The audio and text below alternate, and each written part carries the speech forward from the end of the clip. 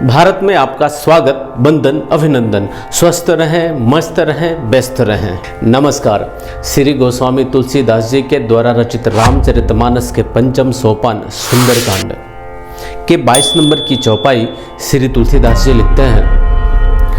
निशिचर एको सिंधु महु रहई, करी माया नभु के खग गहई।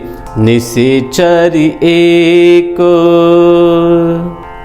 देखिए, यह संवाद उस समय का है कि जब हनुमान जी महाराज माँ जानकी जी का पता करने के लिए लंका की ओर प्रस्थान करते हैं। समुद्र के ऊपर मस्ती के साथ मस्त होकर के हवा में उड़ते हुए जा रहे थे तो सबसे पहले मैनाक पर्वत, फिर जब मैनाक पर्वत को प्रणाम करके आगे बढ़ते हैं हनुमान जी महाराज तो सुरसा मिलती है और सुरसा को भी खुश करके उसकी इच्छा के अनुसार कार्य करके सुरसा का आशीर्वाद लेकर के हनुमान जी महाराज आगे बढ़ जाते हैं। आगे बढ़ने पर होता क्या है, चौपाई कहती है, निशिचर एक सिंधु महु रहई।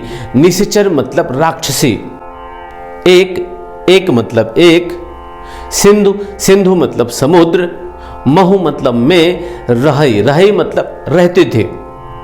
समुद्र में एक राक्षसी रहती थी। करी माया नभ के खग गहई। करी मतलब करके, माया मतलब माया, जो मन को भाया वही है माया। नभु मतलब आकाश, के मतलब के, खग मतलब पक्षी, गहई मतलब पकड़ना, पकड़ लेना।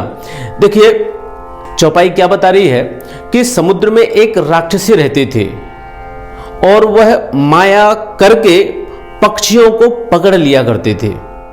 वह राक्षसी कौन थी?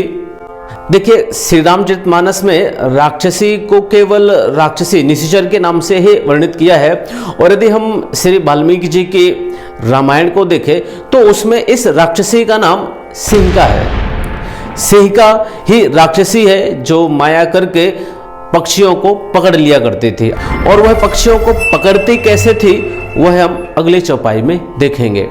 देखिए, हनुमान जी महाराज जब तैयार हो गए थे जाने के लिए तो एक से एक ऐसे समस्याएं आती रहती थी, तो उन्हीं का वर्णन है इस सुंदरकांड की शुरुआत में और हनुमान जी महाराज कैसे इन समस्याओं को पार करके आगे बढ़ते हैं अपने कार्य के लिए, वह हमें भी हनुमान जी महाराज का आशीर्वाद लेते हुए सीखते चलना है।